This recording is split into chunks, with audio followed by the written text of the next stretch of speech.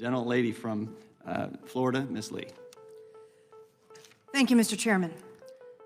Following the May 2022 unprecedented leak of the draft Dobbs opinion, the justices of our Supreme Court have been subjected to harassment and intimidation campaigns, not only in the vicinity of the Supreme Court, but in public and also at their private homes where they reside with their families.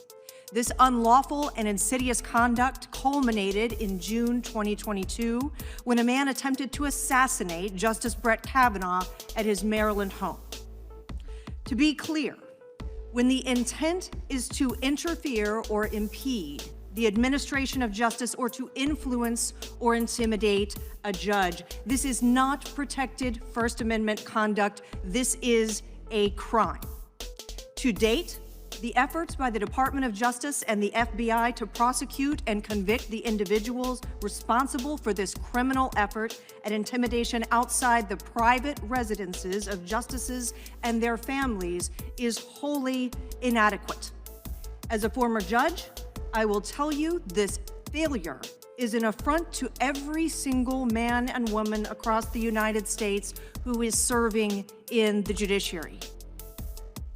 At the same time, the Federal Bureau of Investigation saw fit to begin investigating what it deems radical, traditionalist Catholics as an extremist group. Taken together, we have a Department of Justice that has failed to prosecute violent extremists threatening the lives and safety of our Supreme Court justices and their families, but has instead devoted resources to investigating Catholics and their religious traditions. Congress must engage in oversight to ensure that Americans are not being targeted for investigation and surveillance by our government for practicing their religious beliefs, and that our judges and our justices are not being left vulnerable and in danger due to a failure to enforce the law. It is imperative that the Department of Justice and the F.b.i. promptly and completely respond to our requests so that we may ensure the rights and freedoms of Americans are protected and there is complete transparency to the American people. With that, Mr. Uriarte, I would like to direct my first questions to you, and specifically related to the Federal Bureau of Investigation. A February 16th, 2023 letter to Director Wray. On January 23rd, 2023, the FBI's Richmond Field Office published an official document that linked racially or ethnically motivated violent extremists with a radical traditionalist Catholic ideology. We made a request to allow this committee to assess the extent to which the F.b.i. has misused its federal law enforcement resources to target Catholic Americans for their religious beliefs. That document requested all documents and communications referring to intelligence products about this subject for a period January 20th, 2021 to the present. Can you tell me, sir, how many documents have been provided to this committee that are responsive to that request?